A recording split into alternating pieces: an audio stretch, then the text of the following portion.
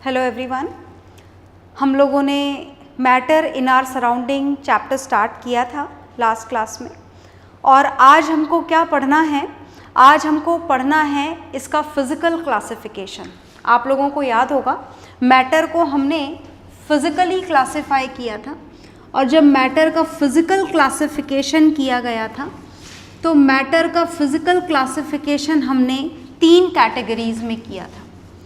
तो वो जो तीनों कैटेगरीज़ हैं मैटर के फिज़िकल क्लासिफिकेशन की, वो मैं यहाँ पर लिखने जा रही हूँ और उनको 1 बाय 1 हम फुल डिटेल में समझेंगे। राइट? Is it okay? चलिए, तो जो फर्स्ट हमने फिज़िकल क्लासिफिकेशन के हिसाब से इसकी स्टेट लिखी थी वो कौन सी लिखी थी? सॉलिड। ओके। और सेकंड जो फिज़िकल स्टेट लिखी थी वो कौन सी लिखी थी? लिक्विड। Is it okay? और जो थर्ड फिज़िकल स्टेट हमने लिखी थी वो हमने लिखी थी गैस। तो हमें कितनी फिज़िकल स्टेट पढ़नी है यहाँ पर?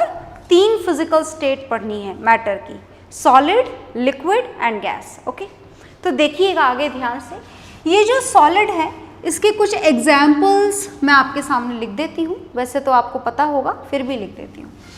तो सॉलिड के जो हमने एग्जाम्पल्स देखे थे वो कौन से देखे थे? जैसे एक एग्जाम्पल मैंने आपको दिया था टेबल, दूसरा एग्जाम्पल हमने लिखा था सॉलिड स्टेट का चेयर, और भी ढेरों एग्जाम्पल्स हैं, आप जो चाहें वो लिख सकते हैं। वुडन डोर या what ever the door is there at your home, वो भी आप लिख सकते हैं। तो a lot of examples are there for this solid state of matter.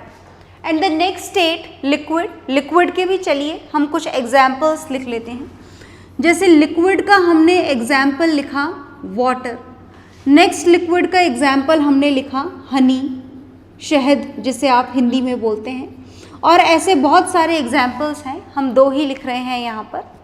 क्या गैसेस के भी बहुत सारे एग्जाम्पल हैं? Yes, a lot of examples are there. For example हमने यहाँ पर लिखा हमारी ही एयर में प्रेजेंट, हमारी एयर में सबसे ज़्यादा present, this is nitrogen. And the next, a very important gas which is used for the breathing purpose, this is oxygen. तो हमने फिलहाल 2 ही एग्जाम्पल्स लिखे हैं, आप बहुत सारे एग्जाम्पल्स और भी लिख सकते हैं यहाँ पर हमने ये 3 ही एग्जाम्पल्स, 2-2, 3-3 एग्जाम्पल्स यहाँ पर लिखे हैं। Is it okay? चलिए, तो आगे हम समझने की कोशिश करते हैं कि हमें इनके बारे में क्या क्या जानना है। तो देखिएगा ध्यान से, हमें सबसे पहला जो पॉइंट जानना है, ढेरों पॉइंट जानने हैं, तो ध्यान से सुनते जाइएगा और समझते जाइएगा, बहुत ध्यान से सुनिएगा। हम सबसे पहले ये जानना चाहते हैं कि सॉलिड फिजिकल स्टेट का स्ट्रक्चर कैसा होता है। देखो, स्ट्रक्चर तो हम सभी का पढ़ चुके हैं। Is it okay? हम जानते हैं कि each and every matter is made up of some small particles and these particles are known as either atoms और मॉलिक्यूल्स। इन छोटे छोटे पार्टिकल्स को आप एटम्स भी बोल सकते हैं और मॉलिक्यूल्स भी बोल सकते हैं। तो फिर हमें स्ट्रक्चर में क्या जानना है? हमें स्ट्रक्चर में जानना है सॉलिड, लिक्विड और गैस में इन एटम्स और मॉलिक्यूल्स का अरेंजमेंट। Is it okay? तो चलिए जानना शुरू करते हैं। अगर हम सॉलिड, किसी भी सॉलिड के बारे में बात करें, बात समझ में आ रही? किसी भी सॉलिड के बारे में, टेबल, चेयर, डोर और इनके अलावा भी कोई से भी एग्जाम्पल के बारे में आप बात करें, तो इनके अंदर जो एटम्स और मॉलिक्यूल्स का अरेंजमेंट होता है वो कुछ ऐसा होता है। ये जितने भी सर्कल आपको दिखाई दे रहे हैं, they may be atoms and may be molecules, और अगर आप एटम और मॉलिक्यूल ना भी बोलना चाहें तो चलेगा, आप इनको पार्टिकल्स भी बोल सकते हैं। क्या बोल सकते हैं आप इनको? Particles. Is it okay? Atom और मॉलिक्यूल में अगर कोई कंफ्यूजन है अभी तक दिमाग में, तो आप पार्टिकल से काम चलाएं और इनको पार्टिकल्स बोलें। आई बात समझ में? तो जैसे हमने ये कोई सॉलिड बनाया और सॉलिड में हमने बोला कि this each and every circle is representing a particle here. क्या रिप्रेजेंट कर रहा है यहाँ पर? पार्टिकल रिप्रेजेंट कर रहा है। आ रही है बात समझ में? तो अगर आप इस सॉलिड के स्ट्रक्चर को ध्यान से देखें तो यहाँ पर जो इसका स्ट्रक्चर है वो कैसा है? टाइटली पैक्ड स्ट्रक्चर है। कैसा स्ट्रक्चर है? टाइटली पैक्ड, मतलब each and every atom and molecule is tightly packed with each other, closely packed with each other. पास पास में है सारे एटम्स या फिर मॉलिक्यूल्स या फिर पार्टिकल्स। आ गई बात समझ में? बात अगर हम लिक्विड की करें तो लिक्विड में देखते हैं चलो कि इन पार्टिकल्स का कैसा अरेंजमेंट होता है। सुनिएगा ध्यान से। अगर हम लिक्विड में पार्टिकल्स का अरेंजमेंट देखें तो यहाँ पर जो पार्टिकल्स हैं, लिक्विड कोई सा भी हो सकता है, may be water, may be honey, may be oil, कोई सा भी oil. Is it okay? Each and every these object is an example of a liquid. Okay, तो when we are going to look at this structure of this liquid, तो molecular arrangement, जो particle arrangement होता है वो कैसा होता है? Solid के कंपैरेटिवली कैसा होता है? Loosely packed. मतलब एटम्स और मॉलिक्यूल्स क्या हो जाते हैं? एक दूसरे से कंपैरेटिवली थोड़े दूर चले जाते हैं। किसके कंपैरेटिवली दूर चले जाते हैं? सॉलिड के कंपैरेटिवली दूर चले जाते हैं। आ रही है बात समझ में? तो हम क्या लिखेंगे? हम लिखेंगे यहाँ पर कि in these condition they are less tightly packed. Comparatively कैसे होते हैं? थोड़े कम टाइटली पैक्ड होते हैं। किसके कंपैरेटिवली कम टाइटली पैक्ड होते हैं? Less tightly packed then solid. किससे कंपैरिजन किया जा रहा है? सॉलिड से कंपैरिजन किया जा रहा है। Is it okay? तो लिक्विड में मॉलिक्यूल्स क्या हो जाते हैं? थोड़े दूर दूर हो जाते हैं। और सॉलिड में कैसे रहते हैं? बिल्कुल टाइटली पैक्ड। जितना ज़्यादा पास में हो सके उतना ज़्यादा पास में। आई बात समझ में? अब हमको देखना है the same particles arrangement in the gases. तो देखो गैसेस की तो क्या बात कहें हम, बहुत ही ध्यान से देखना। अगर गैसेस में इन मॉलिक्यूल्स का अरेंजमेंट आपको जानना हो, then they are very far away from each other. बहुत दूर होते हैं एक दूसरे से।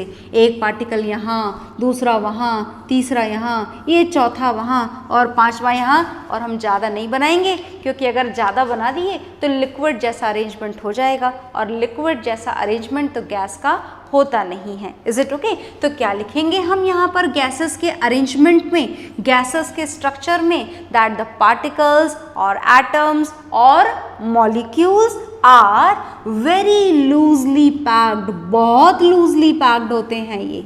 आई बात समझ में? तो ये है यहाँ पर सॉलिड, लिक्विड और गैसेस का arrangement. In this all the atoms and molecules are very closely packed. Here comparatively less tightly packed as compared to solid, and here they are very loosely packed. बहुत loosely packed होते हैं। किस में loosely packed होते हैं? gases में।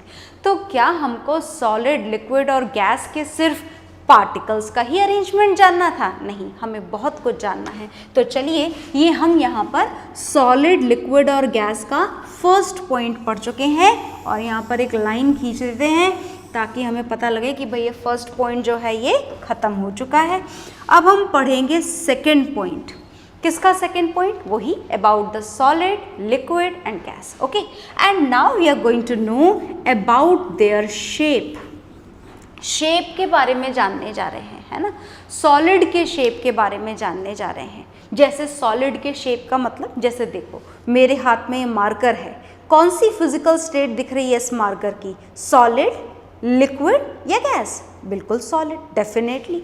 इस marker की फिजिकल स्टेट कौन सी है? सॉलिड। ये फिलहाल मेरे हाथ में है और इसका एक पर्टिकुलर हाइट है, मतलब एक पर्टिकुलर साइज है, एक पर्टिकुलर शेप है। ऐसा है या नहीं है? बिल्कुल है।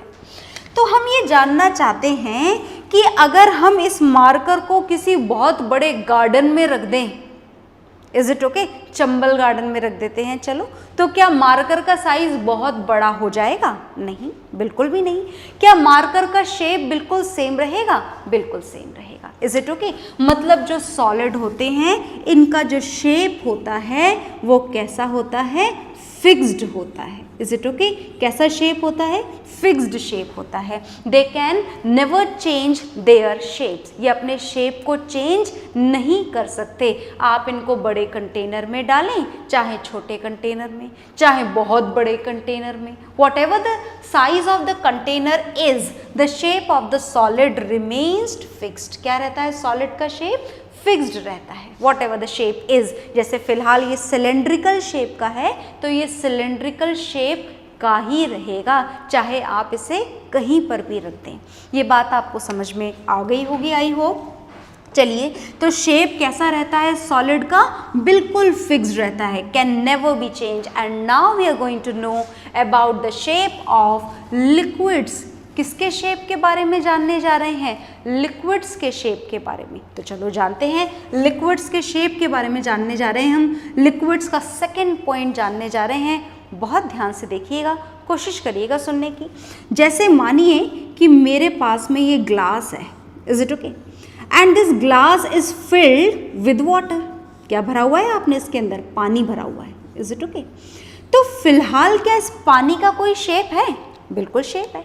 सिलेंड्रिकल ग्लास दिख रहा है, तो मतलब पानी का शेप भी कैसा है? सिलेंड्रिकल। चलो कंटेनर चेंज कर देते हैं, है ना। ये जो ग्लास ऑफ वाटर है, हम इसको क्या करते हैं? एक बड़े से टब में डाल देते हैं। किस में डाल देते हैं? हम इसको टब में डाल देते हैं। तो टब में डालने से क्या इसका शेप ऐसा का ऐसा ही रहेगा? नहीं, ये किसका शेप ले लेगा? टब का शेप ले लेगा। ले लेगा या नहीं ले लेगा? बिल्कुल ले लेगा। Is it okay?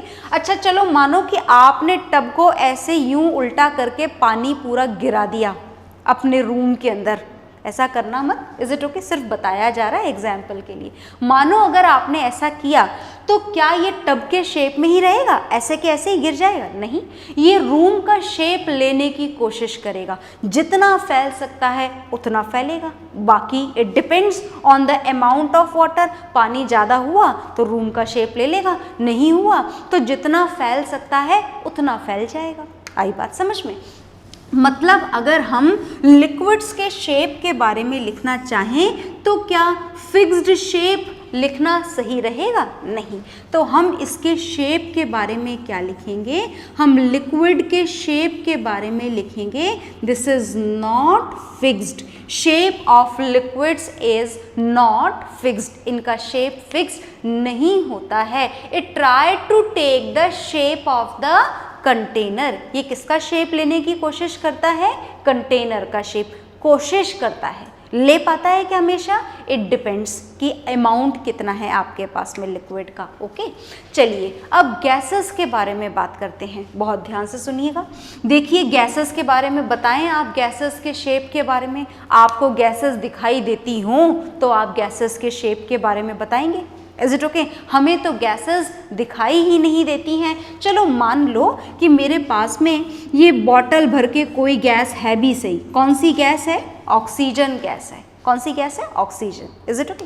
तो ये बॉटल के अंदर कौन सी गैस फिल्ड है? ऑक्सीजन गैस फिल्ड है। और जैसे ही हम इस बॉटल के अंदर एक होल कर दें, बस इतना काफ़ी होता है इस गैस को निकलने के लिए, तो क्या करेगी? ये सिलेंड्रिकल शेप में से ऑक्सीजन जितना बाहर निकल सकती है, जहाँ जहाँ जा सकती है, वहाँ वहाँ चली जाएगी, या फिर बॉटल के शेप में ही रहेगी, बाहर आएगी ही नहीं? नहीं, ऐसा नहीं होगा। तो क्या लिखें हम गैसेस के शेप के बारे में? लिख दें क्या fixed? No, not at all. तो गैसेस के शेप के बारे में भी हम क्या लिखेंगे? हम लिखेंगे this is not fixed. Is it okay? अब शेप के बाद में जो थर्ड पॉइंट आपको पढ़ना है, जो थर्ड कैरेक्टर पढ़ना है आपको, सुनिएगा ध्यान से। थर्ड कैरेक्टर हमको पढ़ना है वॉल्यूम का। किसका पढ़ना है हमको? वॉल्यूम का। अच्छा, वॉल्यूम का मतलब तो समझते हो ना? वॉल्यूम का मतलब होता है covered space, occupied space. Is it okay? बात समझ में आई? ऑक्यूपाइड स्पेस का मतलब, जैसे मानो कि कोई सा भी मटेरियल है, जैसे देखो कि मेरे हाथ में ये डस्टर है और ये डस्टर अपनी हाइट के हिसाब से, अपनी विड्थ के हिसाब से एक पर्टिकुलर जगह को कवर करता है। Is it okay? एक पर्टिकुलर स्पेस चाहिए इसको रखने के लिए, चाहिए? बिल्कुल चाहिए। So what ever the space required to keep a particular body, that is known as volume. क्या बोलते हैं हम उसे? वॉल्यूम बोलते हैं। देखो, वॉल्यूम को फिलहाल मेजर नहीं करना है, कैलकुलेट नहीं करना है कि इसकी यूनिट क्या होती है, कैलकुलेट कैसे करेंगे, क्या मल्टीप्लाई करेंगे, क्या डिवाइड करेंगे, वो सब नहीं जानना है हमको। हमको बस ये जानना है कि जो सॉलिड का वॉल्यूम है, इज इट ओके, ये फिक्स्ड रहता है या नहीं रहता है। बस इतना सा जानना है। तो सुनिएगा ध्यान से, हम सॉलिड के वॉल्यूम के बारे में जानने जा रहे हैं। जैसे कि मैंने आपको बोला कि ये डस्टर है और इस डस्टर को रखने के लिए एक पर्टिकुलर स्पेस चाहिए कि हाँ भाई इतनी जगह चाहिए होगी तो ये डस्टर वहाँ पर रखा जा सकता है। Is it okay? अब मैं बोलूँ कि आज नहीं कल रखना है, अब मुझे इसे, इज इट ओके, किसी दूसरे रूम में रखना है, तो क्या इसके थ्रू ऑक्यूपाइड स्पेस बढ़ जाएगा? नहीं। क्या इसको रखने के लिए हमें कल के दिन थोड़ी ज़्यादा जगह चाहिए होगी? नहीं। मतलब ये जितना वॉल्यूम आज कवर कर रहा है उतना ही कल भी करेगा और उतना ही हमेशा करेगा। क्या ऐसा सही है? बिल्कुल ऐसा सही है। चलिए देखिए, तो क्या लिखें हम सॉलिड के वॉल्यूम के बारे में? हम सॉलिड के वॉल्यूम के लिए लिखेंगे that it has fixed volume. इसका वॉल्यूम कैसा होता है? Fixed, can never be change. और बहुत ध्यान से सुनना, हम लिक्विड के वॉल्यूम के बारे में लिखने जा रहे हैं। Is it okay? वॉल्यूम वैसे तो मेजर करने की ज़रूरत तो यहाँ पर नहीं है, फिर भी आप जानते हैं कि इसको हम बड़ी सारी यूनिट, बहुत सारी यूनिट होती हैं वॉल्यूम को मेजर करने के लिए, and one of them is ml, है ना, मिलीलीटर्स जिसे बोला जाता है। तो जैसे मान लो, थोड़ा पुराने वाले एग्जाम्पल पर आ जाओ, और मानो कि ये वाटर नहीं है, हटा दिया मैंने यहाँ से वाटर, और मैंने बोला कि इस ग्लास के अंदर क्या फिल्ड है? कोल्ड ड्रिंक फिल्ड है। Is it okay? Cold drink पीते हैं ना आप लोग, Fanta, Thums Up, what ever, is it okay? तो कोल्ड ड्रिंक फिल्ड है जी इस ग्लास के अंदर, और कितनी कोल्ड ड्रिंक फिल्ड है? सुनिएगा, मान लेते हैं कि 500 ml कोल्ड ड्रिंक फिल्ड है। कितनी कोल्ड ड्रिंक फिल्ड है? 500 ml, 500 ml cold drink filled है इस ग्लास के अंदर। आई बात समझ में? मतलब इस ग्लास में फिल्ड कोल्ड ड्रिंक का वॉल्यूम कितना है? 500 ml। Is it okay? आई बात समझ में? अब हमने इस कोल्ड ड्रिंक को टब में डाल दिया तो ये टब का शेप तो ले लेगी, पर ये जो 500 ml वॉल्यूम वाली कोल्ड ड्रिंक थी, ये क्या टब में डालने से, बड़े कंटेनर में डालने से 1000 ml हो जाएगी? नहीं। ऐसा हो जाएगा? ऐसा नहीं होगा। आई बात समझ में? मतलब जो लिक्विड है वो कंटेनर के हिसाब से शेप तो बदलता है, पर वॉल्यूम लिक्विड का कैसा रहता है? सेम। आई बात समझ में? तो हम यहाँ से इस 500 ml को हटा देते हैं और हमें समझ में आ गया है कि कोल्ड ड्रिंक ग्लास में डालो, टब में डालो या फिर और भी बड़े कंटेनर में डालो, the volume will never change. इसका वॉल्यूम नहीं बदलेगा, इट विल रिमेन सेम। आई बात समझ में? तो हम यहाँ पर क्या लिखेंगे? लिक्विड्स के वॉल्यूम के लिए क्या लिखेंगे? It is also has fixed volume. Liquids का भी वॉल्यूम कैसा रहता है? फिक्स्ड रहता है। And now we are going to know about the volume of a gas. किसके वॉल्यूम के बारे में जानने जा रहे हैं हम? गैस। तो क्या आपको कोई गैस का एग्जाम्पल पता भी है? गैसेस के एग्जाम्पल तो हमें बहुत सारे पता है, पर हमें ऐसी गैस चाहिए जिसका वॉल्यूम फिक्स्ड हो। तो चलिए हम एक एग्जाम्पल लेते हैं और थोड़ी जगह बना देते हैं आपके लिए, देखिएगा ध्यान से। अब हमने लिया, हमारे घर में सिलेंडर आता है, आपके घर में क्या फील्ड होती है सिलेंडर के अंदर? LPG, liquefied petroleum gas. क्या भरी हुई होती है सिलेंडर में? Liquefied petroleum gas. Is it okay? है ना? वॉल्यूम फिक्स्ड होता है क्या इसका? फिलहाल तो फिक्स्ड है। कब तक? जब तक सिलेंडर में भरी हुई है तब तक। Is it okay? अब मानो कि गैस लीक होना शुरू हो गई, किसी भी कारण से लीक हो सकती है, एक्सीडेंटली। Is it okay? तो ये किसका शेप लेगी? सिलेंडर का? नहीं। ये किसका शेप लेगी? पहले धीरे धीरे आपके कमरे में फैलेगी, फिर धीरे धीरे आपके पूरे घर में फैल जाएगी, और अगर आपने गेट विंडो खुले रखे हैं तो पता नहीं कितना बड़ा कंटेनर हो, कितने भी बड़े घर हो, कितने भी बड़े कमरे हों, सब में फैल फैल के ये हर जगह को फिल करती चली जाएगी। ऐसा होगा? बिल्कुल ऐसा होगा। मतलब इसका जो वॉल्यूम होता है वो फिक्स्ड होता है? नहीं होता। तो फिर क्या लिखें हम लिखेंगे it gain the volume of container. ये वॉल्यूम भी कंटेनर का गेन कर लेती है। Is it okay? छोटे कंटेनर से बड़े कंटेनर में डालोगे तो बड़े कंटेनर का वॉल्यूम बढ़ जाता है इसका, इज इट ओके? बड़े से और बड़े में डालोगे तो और ज़्यादा बढ़ जाता है वॉल्यूम। मतलब जितना बड़ा कंटेनर लोगे उतना ही ज़्यादा इस गैस का क्या होता चला जाएगा, occupied space, which is known as volume. क्या बोला जाता है इसको? वॉल्यूम। तो एक बार ये तीनों पॉइंट्स ध्यान से देखिए, हमको इसके आगे भी पढ़ना है और भी पॉइंट्स जानने हैं, पर हम 3 पढ़ चुके हैं, structure, shape and volume. Just look here very carefully and then we will start with some other points of solids, liquids and gas. तो आई होप आपने देख लिया होगा सॉलिड, लिक्विड एंड गैस के 3 पॉइंट्स, पर हमको और भी पॉइंट्स जानने हैं और भी पॉइंट्स जानने के लिए मैं ये सॉलिड, लिक्विड और गैस का स्ट्रक्चर नहीं हटा रही हूँ यहाँ से, क्योंकि इसको देख करके आपको जल्दी समझ में आ जाएगा, इसलिए देखिएगा ध्यान से। हम नेक्स्ट पॉइंट जानने जा रहे हैं, और कौन सा नेक्स्ट पॉइंट जानने जा रहे हैं सुनिएगा ध्यान से। ये सॉलिड और ये लिक्विड और वो गैस, और 3 पॉइंट्स हम इस सॉलिड, लिक्विड और गैस के पढ़ चुके हैं, और अब हम पढ़ने जा रहे हैं 4th point. Okay, so look here very carefully. 4th point हम जानने जा रहे हैं, और 4th पॉइंट पे हम जानने जा रहे हैं about the inter molecular space. Inter molecular space भी बोल सकते हैं और इंटर पार्टिकल स्पेस भी बोल सकते हैं, जो बोलना चाहे बोले, जो पसंद हो वो बोले, इज इट ओके? दोनों ही वर्ड्स का मीनिंग सेम है, इंटर पार्टिकल स्पेस भी और इंटर मॉलिक्यूलर स्पेस भी।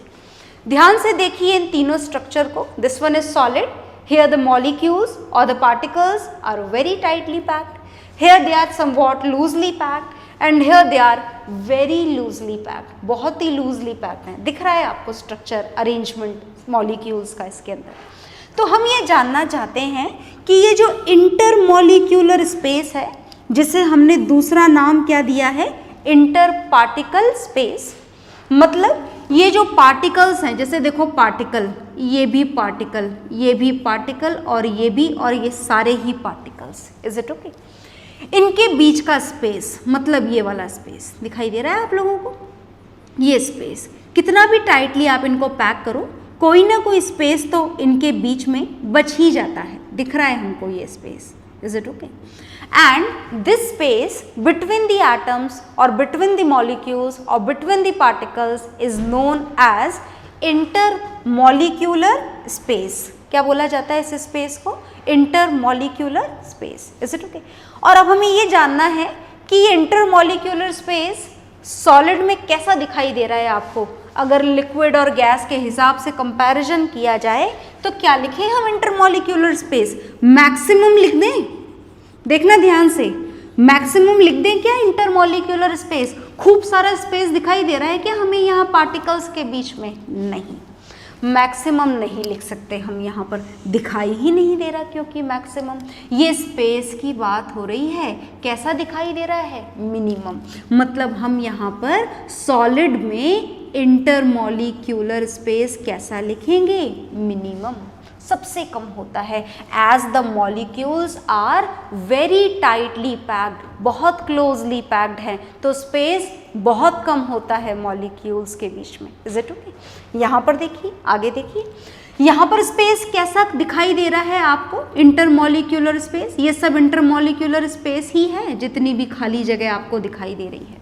तो अगर कंपैरिजन सॉलिड से किया जाए तो क्या लिखें हम इंटरमॉलिक्यूलर स्पेस के बारे में? इंटरमॉलिक्यूलर स्पेस के बारे में हम लिखेंगे कि इंटरमॉलिक्यूलर स्पेस किसके बारे में बात हो रही है? लिक्विड्स के बारे में। तो intermolecular space in liquids is, क्या लिख दें? Is more than solid. किससे ज़्यादा होता है इंटरमॉलिक्यूलर स्पेस? सॉलिड से ज़्यादा होता है। सही है क्या ये? बिल्कुल सही है। अब बात करें गैसेस की, ये रहा ये पूरी खाली जगह जितनी भी आपको दिखाई दे रही है, इस पूरे गिवन एरिया में ये इंटरमॉलिक्यूलर स्पेस ही तो है। तो क्या लिखें हम गैसेस के इंटरमॉलिक्यूलर स्पेस के लिए? हम गैसेस के लिए लिखेंगे intermolecular space. Intermolecular space in gases is maximum. मैंने इन गैसेस नहीं लिखा है क्योंकि गैसेस तो लिखा ही हुआ है ऊपर, तो इंटरमॉलिक्यूलर स्पेस लिखना काफ़ी है। तो this is maximum in gases. आई बात समझ में? तो ये हमने पढ़ा about the intermolecular space which is also known as inter particle space. पर अब मैं यहाँ से इसको हटाने जा रही हूँ, एक ही नाम लिखे रहने देते हैं। We have to write down about the 5th point also. तो हम 5th पॉइंट लिखने जा रहे हैं और अब देखिएगा हम 5th पॉइंट क्या लिखने जा रहे हैं। हम ये जानने जा रहे हैं कि ये जो मॉलिक्यूल्स हैं, ये जो पार्टिकल्स हैं, इनके बीच में एक फोर्स ऑफ अट्रैक्शन लग रहा है। बिल्कुल लग रहा है। और इन इंटरमॉलिक्यूलर ये जो फोर्स लग रहा है इनके बीच में, इसको हम बोलते हैं इंटरमॉलिक्यूलर फोर्स ऑफ अट्रैक्शन। क्या लिखना है हमको यहाँ पर? अब क्या जानना है हमको? Intermolecular force of attraction. आपको क्या लगता है कि कुछ होता भी है क्या इंटरमॉलिक्यूलर फोर्स ऑफ अट्रैक्शन? कोई ऐसी चीज़ आपको फील होती है? बिल्कुल। जैसे ये मार्कर, दोबारा से मेरे हाथ में फ़िलहाल यही एक मैटर है, तो मैं बार बार आपको इसी का एग्जाम्पल देती हूँ। लुक हियर, क्या ये भी एटम और मॉलिक्यूल से मिलकर बना है? बिल्कुल। Is it okay? क्या इसके एटम और मॉलिक्यूल्स के बीच में फोर्स ऑफ अट्रैक्शन है? बिल्कुल। अगर नहीं होता तो मैं यूँ हल्का सा करती और आधा मार्कर यहाँ और आधा मार्कर वहाँ चले जाता। ऐसा नहीं होता। नहीं होता इसका मतलब क्या है? All the atoms, all the particles and each and every matter is bounded with a force of attraction, and this force of attraction is known as intermolecular force of attraction. Is it okay? तो यहाँ पर हम solid के बारे में क्या लिखें? This intermolecular force of attraction is maximum in solid. बहुत ज़्यादा होता है। Is it okay? बहुत ज़्यादा होता है तभी तो मॉलिक्यूल्स इतने पास पास हैं। अगर कम होता तो मॉलिक्यूल्स इतने पास थोड़ी ना होते। Is it okay? और देखो मैंने यहाँ मैक्सिमम तो लिखा है, पर then also it varies for solid to solid. जैसे मैंने आपको लास्ट क्लास में एग्जाम्पल दिया था, ये इंटरमॉलिक्यूलर फोर्स ऑफ अट्रैक्शन अगर हम आयरन नेल में देखें तो बहुत ज़्यादा होता है, तोड़ना बहुत मुश्किल होता है। और वहीं अगर दूसरे सॉलिड के बारे में बात करें, चॉक के बारे में, तो तोड़ना थोड़ा आसान होता है। दोनों ही एग्जाम्पल तो सॉलिड के हैं, पर इसमें थोड़ा ज़्यादा है ये इंटरमॉलिक्यूलर फोर्स ऑफ अट्रैक्शन, और चॉक में थोड़ा कंपैरेटिवली कम है। Is it okay? चलिए, now we are going to know about the liquids. तो हम लिक्विड्स के बारे में जानने जा रहे हैं अब, और लिक्विड्स के इंटरमॉलिक्यूलर फोर्स ऑफ अट्रैक्शन के बारे में चलिए जानते हैं। लिक्विड का एग्जाम्पल तो हमारे पास में बहुत बढ़िया है, वाटर। हम दिन भर काम में लेते हैं। तो देखिएगा, हम वाटर से ही जान लेते हैं कि कितना इंटरमॉलिक्यूलर फोर्स ऑफ अट्रैक्शन होता है। Is it okay? बताइए।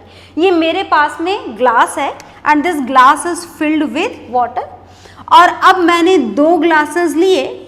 ठीक है, 2 ग्लासेस खाली हैं ये ग्लासेस, ध्यान से देखिएगा। आधा पानी मैं इसमें डालना चाहती हूँ इस ग्लास का, और आधा पानी इसमें, है ना। तो बहुत मेहनत करनी पड़ेगी इस काम को करने के लिए। क्या लगता है आपको? बहुत मेहनत करनी पड़ेगी इस ग्लास पानी को 2 अलग अलग हिस्सों में तोड़ने के लिए। ऐसा है क्या? नहीं, ऐसा नहीं है। बहुत ही आसानी से हम आधा पानी एक ग्लास में डाल सकते हैं और बचा हुआ आधा पानी दूसरे ग्लास में। इसका मतलब समझ में आया? ये काम इतना आसान कैसे हुआ? ये काम इतना आसान इसलिए हुआ क्योंकि यहाँ पर जो मॉलिक्यूल्स के बीच में जो इंटरमॉलिक्यूलर फोर्स ऑफ अट्रैक्शन है वो सॉलिड के कंपैरेटिवली कैसा है? कंपैरेटिवली वीक है। Is it okay? क्या हम सॉलिड में ऐसा कर सकते हैं कि भाई सोफ़ा बहुत हैवी है तो ऐसा करते हैं कि पहले आधा रखाते हैं और फिर आधा रखाएं? नहीं, हम ऐसा नहीं कर सकते, क्योंकि यहाँ पर इंटरमॉलिक्यूलर फोर्स ऑफ अट्रैक्शन कैसा है? बहुत ज़्यादा होता है लिक्विड्स के कंपैरेटिवली। Is it okay? तो हम यहाँ क्या लिखेंगे? About this intermolecular force of attraction हम यहाँ लिखेंगे this intermolecular force of attraction in liquids is less than solids। किससे कम होता है? सॉलिड से। चलो अब गैस के बारे में बात करते हैं। गैस में जानते हैं कि इस इंटरमॉलिक्यूलर फोर्स ऑफ अट्रैक्शन का क्या रेशो है यहाँ पर। Is it okay? जानिए, आप खुद जानिए। गैसेस में तो मॉलिक्यूल्स इतनी दूर दूर हैं, इतनी दूर होने के कारण इनका फोर्स ऑफ अट्रैक्शन भी कैसा हो जाता है? बिल्कुल नेग्लिजिबल। Is it okay? आई बात समझ में? जैसे मैंने आपको सिलेंडर का एग्जाम्पल दिया था, आप दूसरा एग्जाम्पल भी ले सकते हैं। मानिए कि this is the bottle and this bottle is of perfume. किसकी बॉटल है ये? आपकी परफ्यूम की बॉटल है ना? मानो कि आपने परफ्यूम एयर में स्प्रे कर दिया। Is it okay? और अब आप चाहते हो कि इसकी स्मेल बस उस रूम में ही रहे, दूसरे रूम में ना जाए, तो क्या ऐसा पॉसिबल है? नहीं। ये मॉलिक्यूल्स आपसे पूछ कर जाएंगे कि जाएं या ना जाएं दूसरे रूम में? क्या ऐसा पॉसिबल है? नहीं। Is it okay? मतलब आपको तो यहाँ पर वाटर के जितना काम भी नहीं करना पड़ा मॉलिक्यूल्स को दूर ले जाने के लिए। They can go easily far away from each other, from room to other room, from house to house. Is it okay? आराम से एक जगह से दूसरी जगह पर जा सकते हैं। ऐसा हो सकता है? बिल्कुल। और ऐसा क्यों हो सकता है? Because this intermolecular force of attraction is minimum in gases. कैसा होता है ये? गैसेस में मिनिमम होता है। क्या होता है minimum? Intermolecular force of attraction. तो हमने यहाँ पर कुछ और कैरेक्टरिस्टिक जान ली हैं। ख़त्म हो गए हैं क्या? नहीं, ख़त्म तो नहीं हुए हैं, पर बाकी के जो कैरेक्टरिस्टिक हैं वो हम नेक्स्ट क्लास में जानेंगे। पर आप उसको देख लीजिए एक बार ध्यान से, एग्जाम्पल्स को। ओके? तो आई होप आपने देख लिया होगा। कुछ और भी कैरेक्टरिस्टिक हमको जानने हैं सॉलिड, लिक्विड और गैसेस के, but that will see in the next class. Okay? So bye everyone.